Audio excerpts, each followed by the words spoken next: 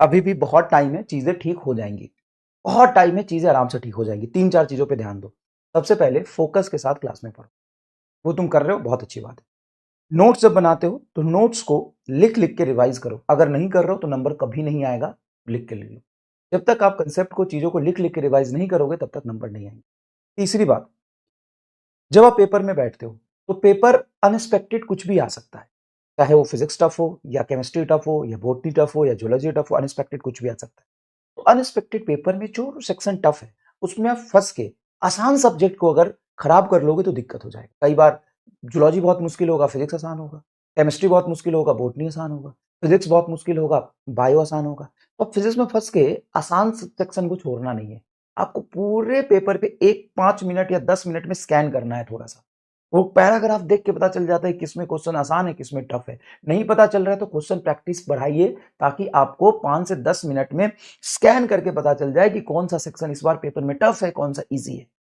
फिर क्वेश्चन जब करने जाओ तो आप फिजिक्स में जाओ या बायोलॉजी में जाओ या केमिस्ट्री में जाओ, जो टफ आपको पढ़ रहे हैं, जो क्वेश्चन लेंदी है, लैंग्वेज वाइज लेंदी या कुछ अजीब सा है, उसको तुरंत स्किप करने की कोशिश करो और आसान को पकड़ो।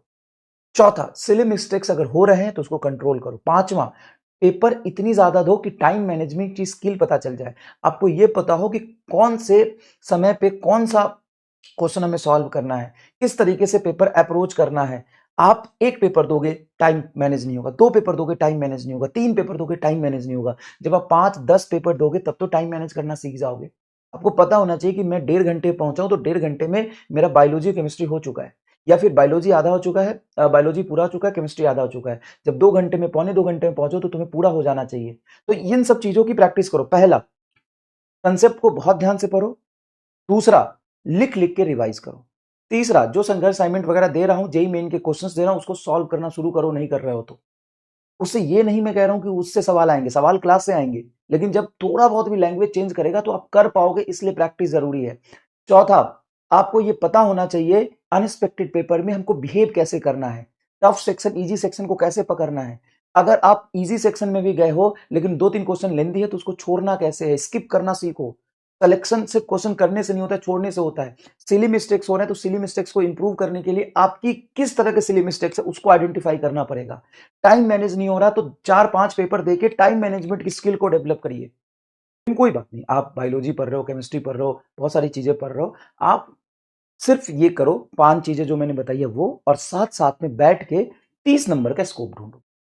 30 नंबर कहां बढ़ सकता है पूरे पेपर में, फिजिक्स केमिस्ट्री बॉटनी जूलॉजी सब में मिला के 30 पेपर, 30 नंबर मेरे कैसे बढ़ेंगे।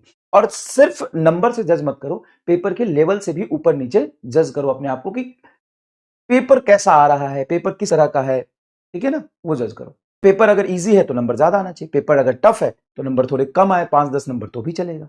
ठीक है, और अभी पढ़ रहे हो चीजें थोड़ी थोड़ी, जैसे जैसे आगे बढ़ेगा सिलेबस, अगर मेहनत करते रहे, लगे रहे तो चीजें ठीक होंगी, खराब नहीं होंगी, भरोसा रखो अपने आप पे। चीजें अच्छे होने से पहले खराब होती है, चीजें बहुत अच्छा हो जाए, आपके नंबर अचानक से मतलब बढ़ने लगे, उससे पहले नंबर पहले घटेंगे। क्यों घटेंगे? क्योंकि अभी 11 पूरा हो गया, 12 चल रहा है, सिलेबस ज्यादा है, सब चीजों को मैनेज करना है। लेकिन एक बार जब करते चले जाओगे ना, पर्टिकुलर चैप्टर के जब 1-1 2-2 टेस्ट देते चले जाओगे ना, तो फिर नंबर बढ़ने शुरू होंगे। ठीक है।